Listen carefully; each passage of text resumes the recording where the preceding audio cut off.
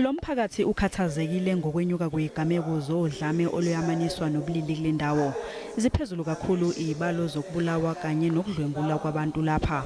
Kuvele nezinsolo zokuthi amaphoyisa awabaphathi kahle labo abasuke bezobika amacala okudlwengulwa. Umphakathi unethemba lokuthi lesi sikhungo sizosiza kakhulu.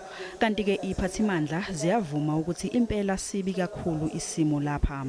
It is really discouraging.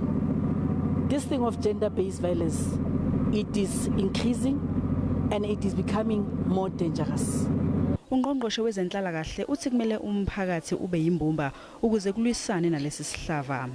I-community, street by street, family by family, kufuneka bame ngeenyawo size siqede lento ye-violence against women because kubhlungu ukuthi thina siyi-South Africa saziwe njenge-country ebulala abantwana nomama. Kufuneka siyistope leyo but uhulumeni akazukwazi ukuyenza leyo nto leyo eyedwa.